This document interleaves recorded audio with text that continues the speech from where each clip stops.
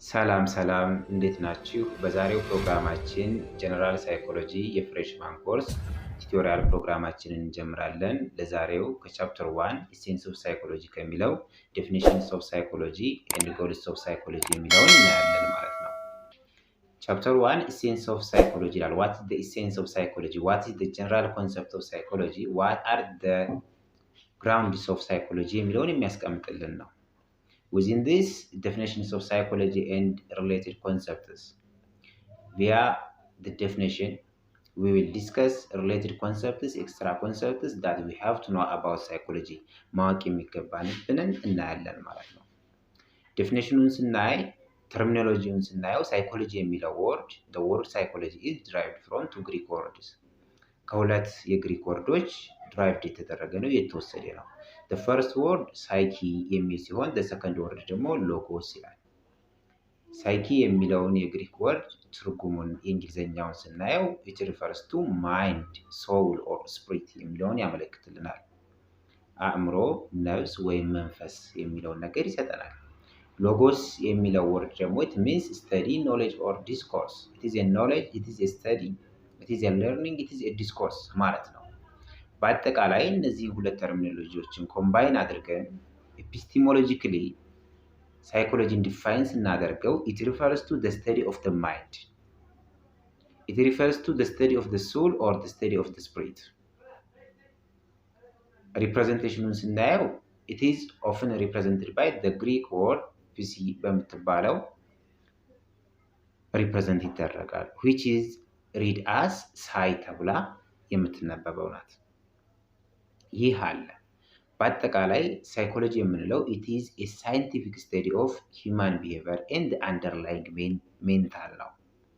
ከኤፒስቲሞሎጂካል ዴፊኒሽኑ ስንወጣ about the general definition of psychology ስናወራ it is a scientific study of human behavior ስለ ሰው ልጆች ባህሪ የሚያጠናልን ሳይንቲፊክ ስተዲ የሆነ ኮርስ ነው።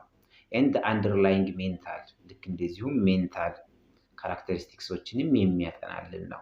underlying basic mental የምንለውን ማለት ነው። Within this definition, when we say psychology is a scientific study, we got that psychology is a science የሚል ነገር እናገኛለን።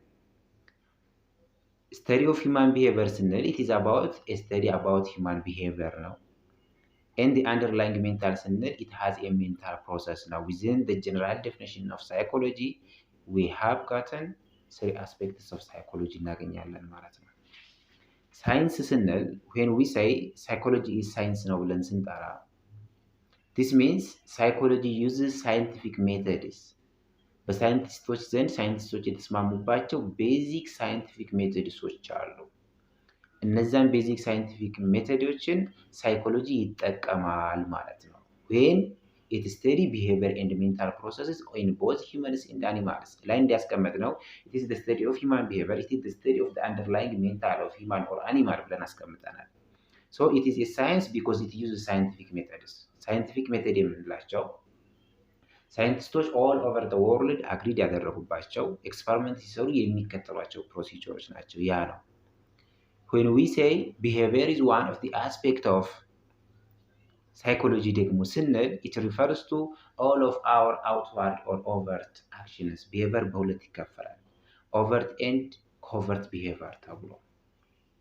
overt የምንለው ውጭ ላይ በሰውነታችን በእንቅስቃሴያችን የምናሳየው like talking ሊሆን ይችላል፣ facial expression ሊሆን ይችላል፣ movement ሊሆን ይችላል። so it studies about behavior ሲባል it studies about overt behaviors, overt actions and reactions such as talking, facial expressions and movement እንደማለት ነው። and when we study psychology studies about mental processes or the underlying mental ብለን ላይ ያስቀመጥነው ሲባል it refers to all the internal ውስጣዊ ያለውን covert activities of our mind የአእምሮአችን ውስጣዊ እንቅስቃሴዎችን like such as thinking, feeling and remembering ማሰብ፣ ስሜት ልክ እንደዚሁም ደግሞ ማስታወስ ሊሆን ይችላል። እነዚህን በሙሉ ያካትትልናል ማለት ነው። በአጠቃላይ የሳይኮሎጂን ዴፊኒሽን እና ሪሌትድ ኮንሰፕቱን ስናየው ሳይኮሎጂ የምንለው ነገር ሶስት አስፔክት አሉት። ሳይንስ፣ ቢሄቪየር እና ሜንታል ፕሮሰስ ናቸው። it is a science, it is about behavior, it is about mental process. that means it is about overt and covert behaviors ማለት ነው። This is about the definition and related concepts of psychology. When we see the goals of psychology, what is the aim, what is the end of psychology የሚለውን ስናስቀምጥ መጨረሻውን ጎሉን ስናስቀምጥ as a science psychology has four goals.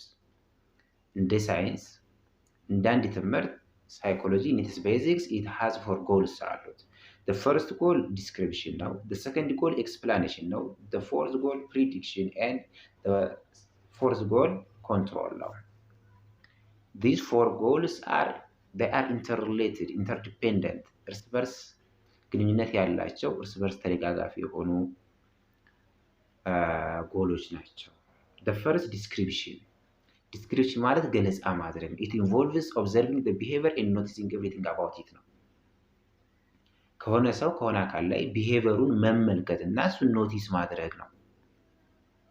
ያ ማለት it is a search for answers for questions like ጥያቄዎች አሉ መልስ የሚሰጣቸው ዲስክሪፕሽን የሚለው what is happening ምንድነው እየተፈጠረ ያለው where does it happen የት ነው እየተፈጠረ ያለው to whom does it happen ማን ላይ ነው እየተፈጠረ ያለው under what circumstances does it seem to happen በምን አይነት ሁኔታዎች ላይ ነው እሱ እየተፈጠረ ያለው የሚለውን ያጠናልናል። ዲስክሪፕሽን ላይ ይሄ ነው ጎል። for example አንድን ተማሪ የሚረብሽን ፍሬሽማን ተማሪ አይቶ what is happening መረበሽ ነው። where does it happen at the class ነው። to whom does it happen at the student ነው። under what circumstances does it seem to happen የሆኑ circumstances ይሆናል ታይም ሊሆን ይችላል ሰው ላይ ሲያይ ሊሆን ይችላል ስልክ ሲይዝ ሊሆን ይችላል ያንን መልስ የሚሰጥልን ነው ዲስክሪፕሽን ብለን የምንጠራው። explanation ደግሞ is about trying to find reasons for the observed behavior why የሚለውን ጥያቄ ነው። it is a search for answers for a question why is it happening ለምንድን ነው የሚፈጠረው ላይ ባየነው ኬዝ ላይ በሚረብሸው ተማሪ ላይ ከሆነ why the student disturbs at the class ለሚለው መልስ ለመስጠት ጎል አድርጎ የሚንቀሳቀስ የሳይኮሎጂ አንድ ጎል ነው። the third prediction ነው። prediction is about determining what will happen in the future ወደፊት ምን ይፈጠራል ነው። what will happen in the future prediction is about determining what will happen in the future for example የሚረብሸው ዲስተርብ የሚያደርገው ልጅ it will fail ብሎ ያስቀምጣል ከክላስ ሊወድቅ ይችላል ብሎ ሊያስቀምጥ ይችላል። this is one of the goal of psychology.